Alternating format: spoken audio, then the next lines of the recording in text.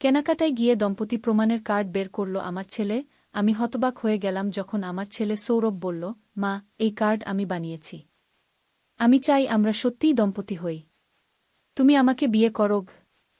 সুপারমার্কেটে মাছের বাজার করতে গিয়েছিলাম সৌরভের সাথে।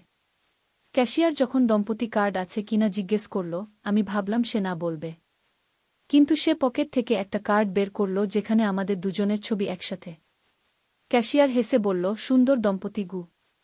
বাইরে এসে আমি রেগে গেলাম। এটা কি করলে তুমি? মা, আমি চাই সবাই জানুক আমরা একসাথে আছি, সৌরভ শপিং কার্ট ঠেলতে ঠেলতে বলল।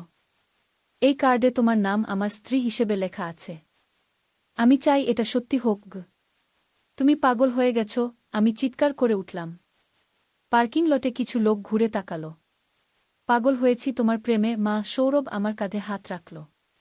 আমি তোমাকে স্ত্রী হিসেবে চাই, জীবনসঙ্গিনী হিসেবে চাই গু। এই গল্পটি সম্পূর্ণ শুনলে আপনাদের পানি অটোমেটিক বের হয়ে যাবে, সো যত দ্রুত সম্ভব হাতের কাছে টিস্যু নিয়ে বসে পড়ো। বিছানার চাদর যেন নষ্ট না হয় সেটা সম্পূর্ণ খেয়াল রাখার অনুরোধ জানিয়ে গল্পটি এখন শুরু করব। তার আগে সর্বশেষ অনুরোধ, দয়া করে এমন পানি বের করার গল্প নিয়মিত শুনতে আমাদের চ্যানেলটি সকলেই সাবস্ক্রাইব করুন। ধন্যবাদ। হ্যালো বন্ধুরা, আমার নাম অম্বিকা চৌধুরী। আমার বয়স ৪২ বছর। আমার স্বামীর নাম দেবাশিস চৌধুরী, বয়স ৪৫ বছর। আমাদের ২ সন্তান, সৌরভ আর আনন্দিতা। সৌরভ ১৯ বছর বয়সী, কলেজে পড়ে। আনন্দিতা ১২ বছর বয়সী, স্কুলে যায়। সেদিন সকালটা ছিল অদ্ভুত। ঘুম থেকে উঠে দেখি আমার বিছানার পাশে একটা কাগজ। ছোট্ট একটা নোট যেখানে লেখা, কেউ কারো নয়, সবাই সবার। রহস্য বোঝো, সময় কম গিয়ে আমি ভাবলাম এটা নিশ্চয়ই দেবাশিসের কোনো রসিকতা। কিন্তু যখন জিজ্ঞাসা করলাম, সে জানালো যে সে কিছুই জানে না। সৌরভ তখন বাসা ছিল না। সকাল সকাল কোথাও বেরিয়ে গেছে। আমি আনন্দিতাকে জিজ্ঞাসা করলাম, তোমার দাদা কোথায় গেছে জানো? সে উত্তর দিল, আমি কি করে জানব মা? আমি তো ঘুমাচ্ছিলাম। বাড়িতে নাস্তা করার সময় আরেকটা অদ্ভুত ঘটনা ঘটল। আমাদের দরজায় কেউ নক করল। দরজা খুলে দেখি একটা প্যাকেট। কোনো নাম ঠিকানা নেই। প্যাকেটটা খুলে দেখি ভেতরে একটা পুরনো দিনলিপি। এটা আমার দাদির দিনলিপি, যেটা বহু বছর আগে হারিয়ে গিয়েছিল। দিনলিপিতে একটা পাতা খোলা ছিল, সেখানে লেখা, রহস্যের দরজা খোলো, এটাই সময়। আমি অবাক হয়ে দেবাশিসকে দেখালাম। সেও বিস্মিত। এটা কোথা থেকে এলো, সে জিজ্ঞাসা করল। জানি না, আমি বললাম। কিন্তু এটা আমার দাদির হাতের লেখা। আমি চিনতে পারি গু। দিনলিপিতে আরও দেখলাম একটা ঠিকানা লেখা আছে, আজই যাও, ৩টার সময়, পুরনো বাগান বাড়ি, খুব পুরনো বাগান বাড়ি।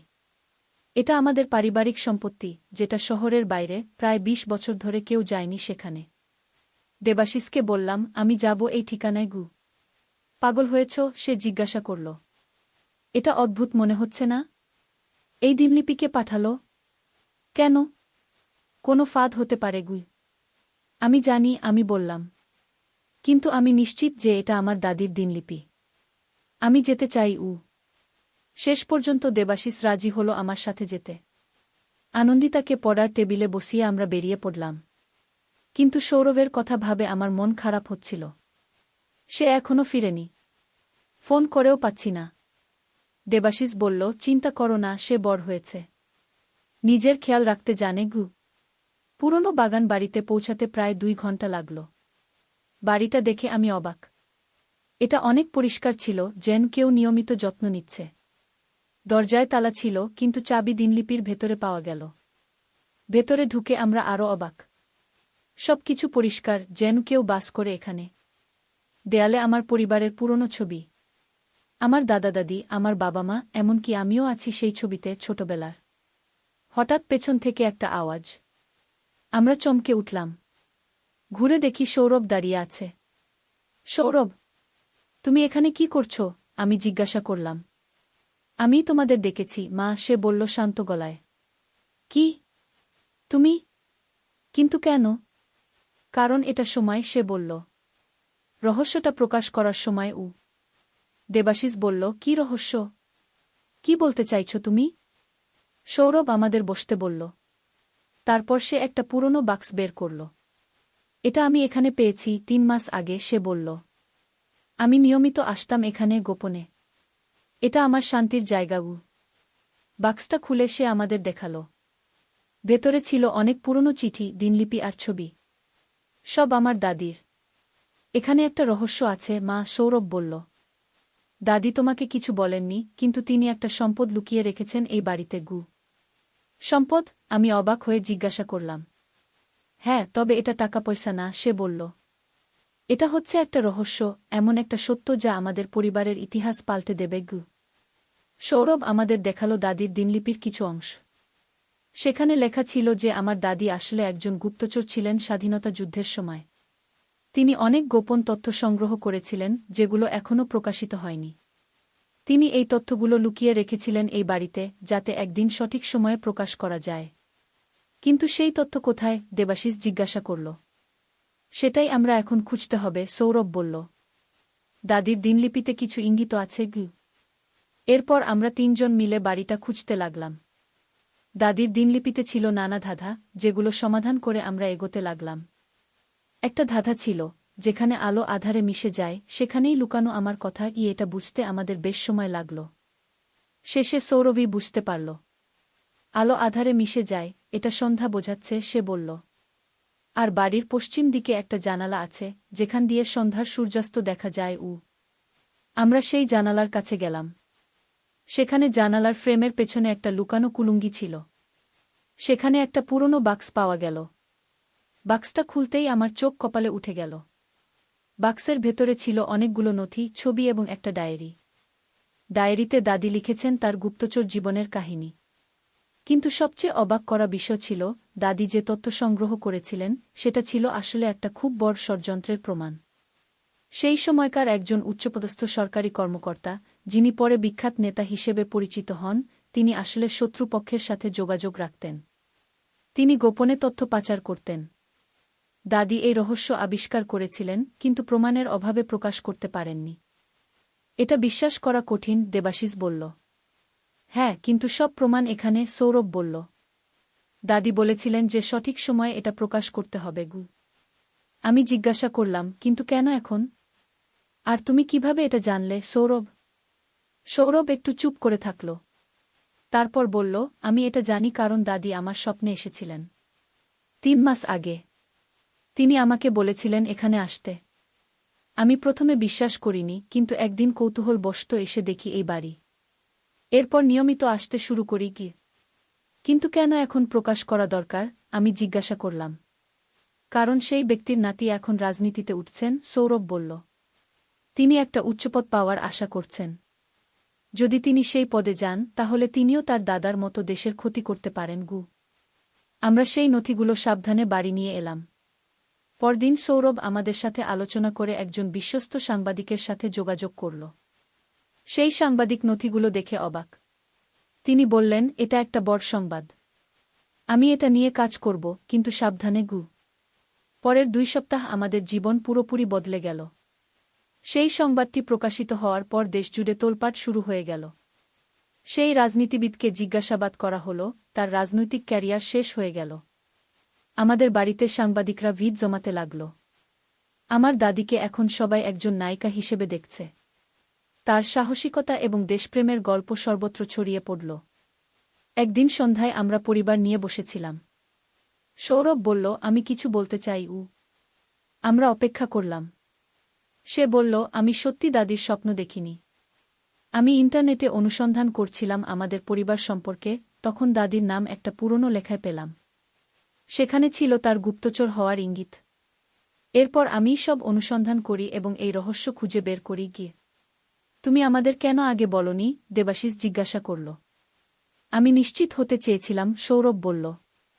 আমি চেয়েছিলাম যে তোমরাও এই অনুসন্ধানের অংশ হও। এই রহস্য আমাদের পরিবারের, আমরা সবাই মিলেই এটা উদ্ধার করা উচিত ছিল। আমি সৌরভকে জড়িয়ে ধরলাম। তুমি আমাদের গর্বিত করেছ, আমি বললাম। সেদিন রাতে আমি আমার দাদির ডায়েরি পড়ছিলাম। শেষ পাতায় তিনি লিখেছেন, সত্য কখনো হারিয়ে যায় না। এটা শুধু অপেক্ষা করে সঠিক সময়ের জন্য, সঠিক ব্যক্তির জন্য। আমি অনুভব করলাম, সৌরভ ছিল সেই সঠিক ব্যক্তি। এরপর আমাদের জীবন আরও রোমাঞ্চকর হয়ে উঠল।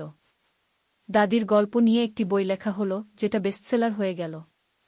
আমাদের পরিবার এখন সম্মানের সাথে দেখা হয়। কিন্তু এটা ছিল শুধু শুরু। কিছুদিন পর সৌরভ আবার একটা রহস্যময় কাগজ পেল। এটা ছিল দাদির আরেকটি গোপন বার্তা। এবার সে আমাদের নিয়ে গেল আরেক পুরনো বাড়িতে, যেটা দাদির গুপ্তচর বন্ধুদের আড্ডাস্থল ছিল। সেখানে আমরা আরও অবাক করা তথ্য পেলাম। এবার এটা কেবল একটি ব্যক্তি নয়, বরং একটি পুরো নেটওয়ার্ক সম্পর্কে। এই নেটওয়ার্ক এখনও সক্রিয় ছিল, এবং এরা দেশের বিরুদ্ধে ষড়যন্ত্র করে যাচ্ছিল।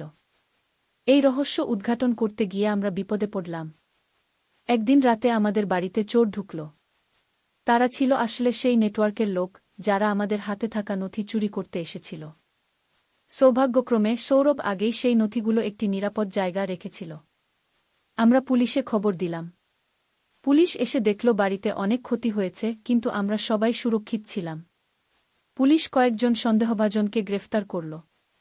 এরপর আমাদের পরিবারকে সরকারি সুরক্ষা দেওয়া হল। সৌরভ আমাদের সবার নিরাপত্তার জন্য আরও সতর্ক হয়ে উঠল। সে বলল, আমরা একটা বড় রহস্য উদ্ঘাটন করেছি, এটা সহজে নেবে না তারাগু। আমরা এবার একটা গোপন অভিযানে যোগ দিলাম, যেটা সেই নেটওয়ার্ককে উন্মোচন করার জন্য।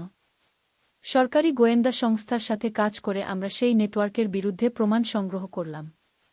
1 বছরের অক্লান্ত পরিশ্রমের পর শেষ পর্যন্ত সেই নেটওয়ার্ক ভেঙে গেল। অনেক উচ্চপদস্থ ব্যক্তি গ্রেফতার হলেন। আমার দাদির দূরদর্শিতা এবং সাহস এবং আমার ছেলের অনুসন্ধিৎসা দেশকে একটা বড় বিপদ থেকে রক্ষা করেছিল। এরপর একদিন সৌরভ আমাকে বলল, মা, আমি একটা সিদ্ধান্ত নিয়েছি।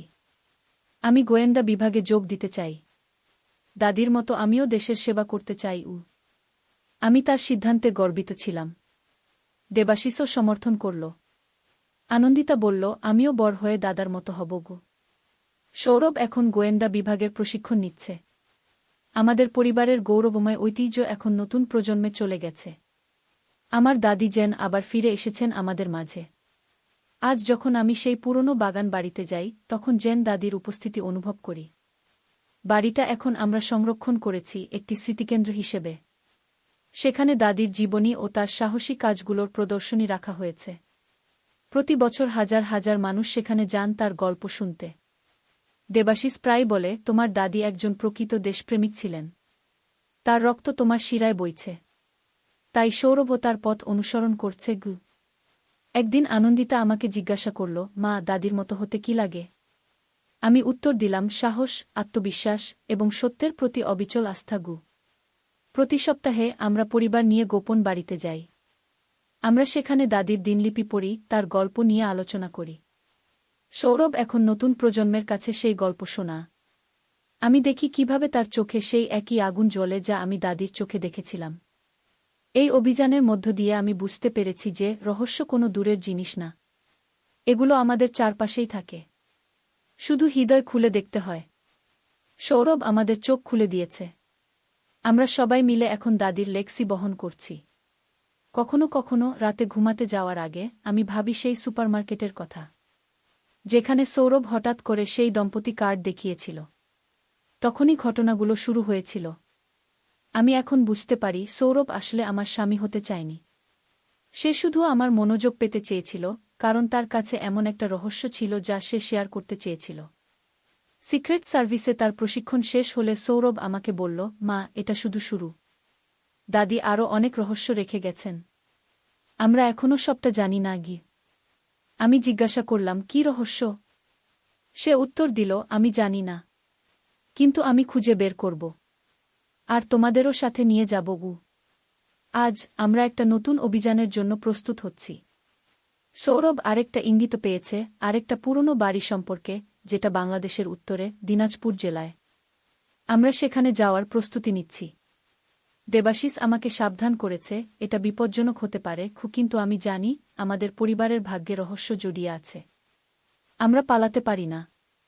এই রোমাঞ্চকর যাত্রা শুধু আমাদের পরিবারকেই বদলায়নি, আমাদের দেশকেও বদলে দিয়েছে। এবং আমি জানি এটা এখনও শেষ হয়নি। জীবনে কখনোই ভেবেছিলাম না যে আমার বয়সের এই পর্যায়ে এসে এমন রোমাঞ্চকর অভিযানে নাম লিখাব। কখনো ভাবিনি যে আমার দাদি, যাকে আমি খুব একটা চিনতাম না, তিনি এমন একজন সাহসী নারী ছিলেন। আর আমার ছেলে সৌরভ, যাকে আমি ছোটবেলা থেকে চিনি, সেও যে এমন সাহসী ও বুদ্ধিমান হয়ে উঠবে, তাকে জানত। আজ রাতে আমরা আবার বাগান বাড়িতে আসছি।